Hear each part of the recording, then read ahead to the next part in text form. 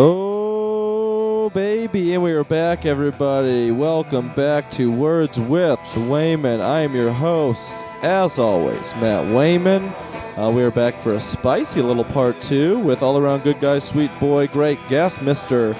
Jake Browne, everybody. Local entrepreneur, writer, director, actor, sexual conqueror. You do it all. Tasty baby. That sounds great. Tasty baby. That's pretty brandable right there. New food truck. New food truck. Open it Tasty baby, everybody. That's going to get some weird Yelp reviews, I can tell you that right now. How many baby foods are there? That's what I'm saying. I don't know. Baby taters. That's what I'm saying. Baby taters. Just everything. We just blend everything right up.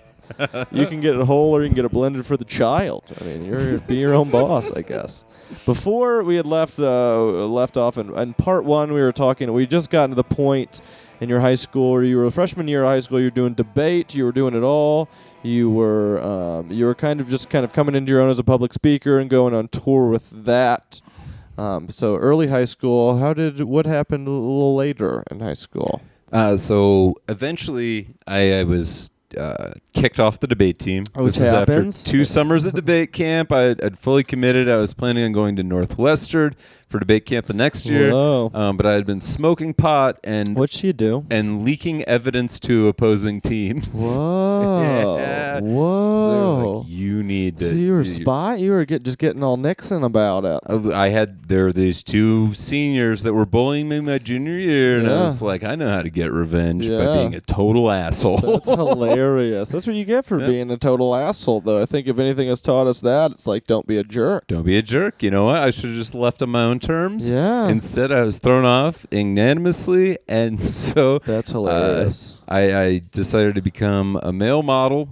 And moved to Italy my senior year. How does that come about? Because where did you grow up? What town did you grow up in? Cedar Rapids, Iowa. Cedar Rapids, Iowa. And the company that scouted me, that discovered me, had also discovered Ashton Kutcher. Oh, and those cheekbones. I've seen some pictures, by the way. Absolutely. You're fantastic. Thank you. I missed my Throwback Thursday. If you go to my Facebook page, every Thursday I post one of my old modeling pictures. Still a gorgeous man, but really hot kid. It was weird, wasn't it? I had.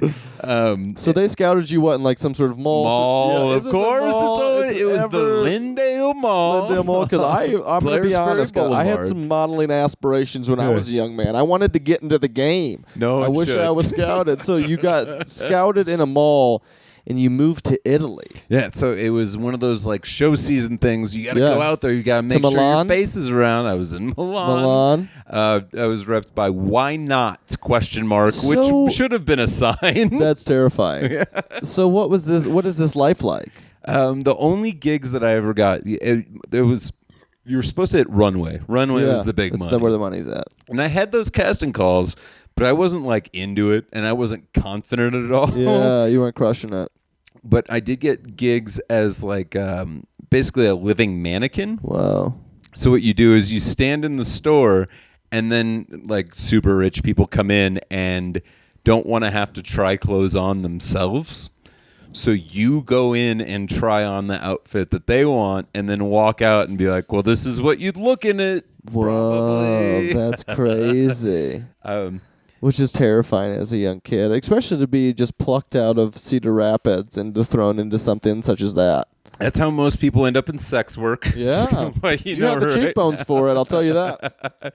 The cheekbones for sex work. That's what they say. It's all about the cheekbones. That'll be my first album. Yeah. I mean, we're brothers in cheekbones. That's what I'm saying. I understand. But I didn't have the masculine chin. Yeah. That's why I have a beard now. Yeah, it doesn't fuck your head up for life, though. That's what I want to tell people. So you did the modeling thing, and you were over there for a while, and then you kind of just realized that it wasn't going to work out? So I flew back from Milan in August of 2001. So how long were you over there total? About a month and a half. Okay. But I flew back in August of 2001 to New York City. September of 2001, not a good month to be in New York City. No. So basically everything shut down.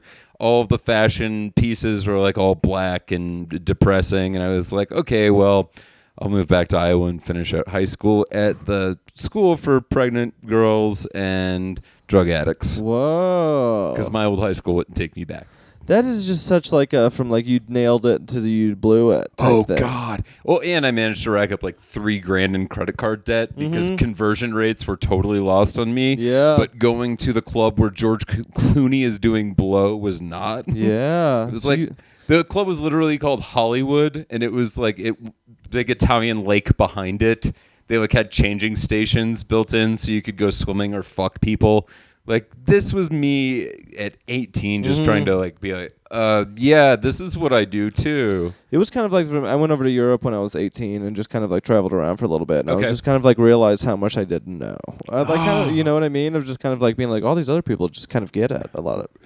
They get it, and they understand how to adult, too. Like, I remember I would just buy chicken breasts, olive oil, and mustard. And I would be like, I put olive oil down, I put a chicken breast in there, and then I just hit it with mustard until it's cooked, right? Like, like that was my level of, like, how I was going to exist. I had my first cell phone of my life. That's insane. Some burner, Italian phone.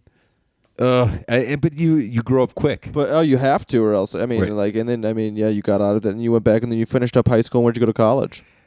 So I was at my shitty high school, and they had a recruiter come in from this place called Westwood College. Sounds online. Westwood. Back then, we didn't know. Yeah, you didn't even know. And my recruiter was Katie Weed, and Katie Weed was hot because she was a college recruiter.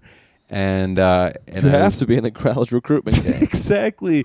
And I was like, "Wait, you're going to college there too, right? Okay, I'm in." Yeah. I'll be Jake Browne Weed. We'll hyphenate our names. Let's do this. I'm in. This is perfect. We're gonna get married. And instead, I took an Amtrak out there with like a suitcase and a backpack, and moved in with 3 other guys who were also at my tech school. One guy who was 300 pounds and peed in the shower. Another guy who lived in the basement didn't come up and gave like prison tattoos, basically. Nice. You have to. And then my roommate who shared the master bedroom with me, and his pregnant girlfriend and her kid on the weekends. Jesus. So you started off very terrible. much a full house. Yeah, and not the fun way, like with not the Olsen twins. There. No Tanners. No Tanners around. That must Tanners, all whammies. So you do that, and then what? What did you major in? E-commerce. Or no, e-business. So they just made up this degree where it was like you take half of the business classes and half of the programming classes. That's funny. And then you have an e-business degree. Yeah, better than a business degree that I got. I don't know. I mean, so this is what I did. I would get like a student loan check every month, and I would use it to buy like 555 Soul sweatsuits, of course, and like new Adidas. Nice. And basically walked around like a late '90s pimp. Like that was or lugs. I had like 6 pairs of lugs. So you just spent all the student loan checks on just threads, just getting fly as fuck apparently. For what you thought fly was back then. Oh, and it was pretty fly for a white guy. Exactly. It was like, oh, I can get matching sweatpants and hoodies. Why for this not? amount of cash, Daddy needs it. Daddy's gonna get it. Daddy's gonna get what he wants. That's hilarious. Did you find anything creative in college, or was that? No. What I was doing then was rapping. Okay. So we all go through the hip hop stage. Right. I was making beats a lot in Fruity Loops, now called FL Studio. Heck yeah. And so I was trying to produce, and then I was writing a little bit, but really it was the equivalent of bad poetry. Mm-hmm. But it was like, but I'll put it to a beat. Yeah. Writing I'll get to some raps. dope samples. My beat making had gotten better at course. that point. So as it does. Yeah. As it has to. It invariably has to. As it should. Hopefully does. But yeah, and then I dropped out of college. I was like, I ran to the end of the line. My dad, through a court order, had to pay for my college because my mom had never asked for child support. Yeah. And she just said, pay for his school.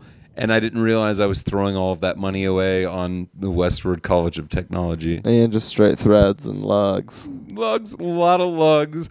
Bottles of Alizé and Hypnotic. Jesus. Hypnotic came out, and I was like, Incredible Hulks, let's do it. I worked at a brewery, and last week some chick came in and goes, can I get a Hypnotic and Sprite? And I said, would you say you should go to Hypnotic and Sprite? And I go, that's what I thought you said. And I started laughing, and she got all weird. Like, I don't know. And I've never felt just like such a jerk, but it's like, hey. No. You verified. Yeah, right. You trusted, but you verified. Hypnotic and Sprite. That's why you got to go through those phases, man. I feel like definitely in college I went through a lot of like just discovery phases and definitely just like thinking back, I was like, I was a weirdo too, and just like figuring out what you're all about, and I just always wanted the end goal was to be something creative. Something fun, which is why I think probably you found music too, and I feel like a lot of us find music earlier because it's more accessible. Well, we all care about music when we're kids because we build so much of our identity around it. Like, especially back then, it was very much like, okay, the kids that listen to ICP are very different than the kids who listen to Korn. And the other kids that listen to 311, come on. Yeah. We always have to make one 311 reference every 7 episodes of Words with Wayman. It's just the standby. It's a standard, and we have to do it. But no, you're completely right. It is different. It is our identity as kids, and it's what you a lot of times base friends off. A lot of friendship groups are based solely off music. Or who you can bang. I mean, I remember listening to Dave Matthews Band was a real good bang upper. Yeah. Like those girls, you just lay out a blanket in a park. And you'd have some kind of wicker item. I've listened to Hanson too many times for some weird hand jobs. Oh, because you were just younger. Yeah, you were younger than I. Just enough to where that was. It's a bop top top boom bop, a shibbity bop top. We all have that. I mean, that's a generational thing. I feel like Mumford and Sons is the new Dave Matthews. First album, that's fine. Cool. Second album, well, you guys should stop playing music.